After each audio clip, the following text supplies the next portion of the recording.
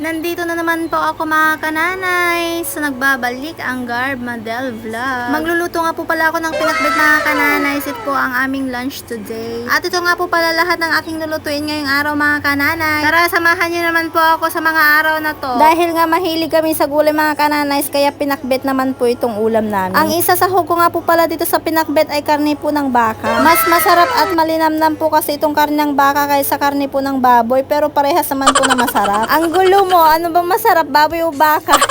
Syempre, bago ko nga pala igigisa itong karne mga kananas, ay ilalaga muna natin. At ayan na nga, nasunog na, sobrahan na sa paglaga. Pero hindi naman po nasunog ang karne ng baka mga kananas, kundi ang aking kawali ay sunog na. Ito na nga, nilalagyan ko na nga po ng mantika at magsisimula na nga po pala akong maggisa sa mga oras na to dahil nga po tanghali na. Sa mga oras na to ay alas 12 na ng tanghali. Dahil tanghali na rin po kami nagising mga kananay. O diba, sana all tanghali nagigising. 9:30 nga po pala kami bumangon dahil nga po wala naman pong pasok ang aking mga anak ngayon. At hindi na rin po ako naglaba dahil kahapon ay naglaba na ako. Para wala na po akong gagawin ngayong Saturday. Syempre, pag walang pasok ang ating mga anak ay kailangan din po nating magpahinga mga kananay. Ginigisa ko na nga po pala ang karne ng baka hanggang sa mag golden brown po itong karne ng baka. Habang iginigisa ko ang karne ng baka mga kananay ay sobrang naaamoy ko na po talaga ang kanyang bango. Lalo na naglagay na rin po ako dito ng bawang at saka sibuyas. Minsan pag nagpapakbet po talaga ako mga kananays, naglalagay din po ako ng luya. Dahil ang luya ay pampabango at pampalasa din sa ating pinakbet. Sino sa inyo mga kananays na katulad ko na minsan nagpapakbet ay nilalagyan po ng luya? At nilagay ko na nga po pala itong kamatis mga kananays para magisa na rin po ito. Hindi ko talaga matatawag ang pinakbet ang aking niluluto mga kananays pag hindi ko nilagyan ng kamatis. Buti na lang marunong ako magluto mga kananays bago ako nag-asawa.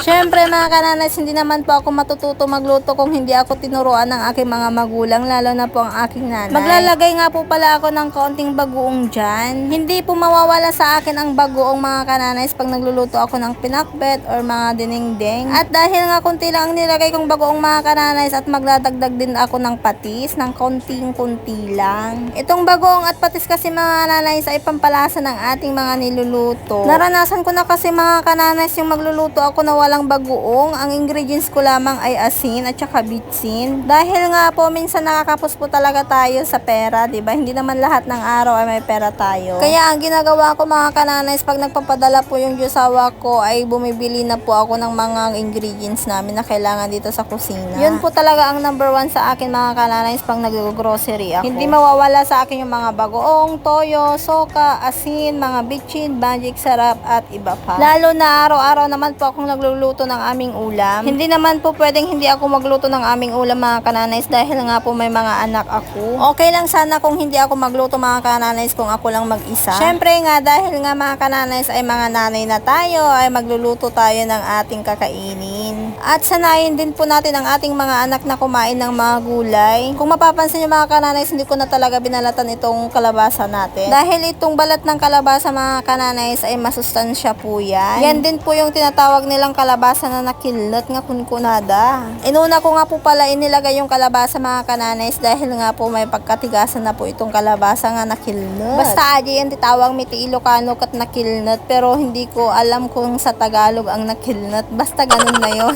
Nung naluto na nga po pala ang kalabasa mga kananays ay inilagay ko na rin po ang iba't ibang gulay ng pinakbet po natin. Inuna ko na po talaga ay luto ang kalabasa sa mga kananays kaysa pagsabay-sabayin ko po lahat. Kasi pag pinagsabay-sabay ko po lahat mga kananays ay mauunang maluluto ang mga okra, sitaw, mga talong, ganon. Mas masarap po kasi ang pinakbet mga kananays, medyo half cook lang po yung iba. Pero yung kalabasa ayoko naman po pag half cook medyo matigas-tigas. Naglagay na rin po pala ako dyan ng magic sarap para mas lalong mas masarap ang ating ulam ngayong araw. At eto na naman ako mga kananays, habang nabo-voice over or nag-iilit ay talagang ginugutom ko na naman talaga ang aking sarili. Pero sa mga oras na ito mga kananays, habang nag-i-edit ako ay hindi pa po talaga ako kumain ng lunch namin. Tulad nga ng sabi ko sa inyo mga kananays, ay tanghali na rin po kaming gumising. At tanghali na rin po kaming kumain ng pang-umagahan. Kaya ito habang nag-i-edit ako ay ginugutom po talaga ang aking sarili dahil sa mga oras na to hindi pa po ako kumain ng lunch. Buti na lang mga kananays, nakaluto na ako at luto na po lahat ng gulay natin. Sumakto naman po talaga mga kananays na luto na ang aking pinakbet at doon naman ako naubusan ng gasol. O, diba? Saktong-sakto. Napakaswerte ko talaga. Bago naman po matapos ang aking video mga kananays, don't forget to subscribe my YouTube channel. And don't forget to share and like. God bless everyone. Thank you for watching.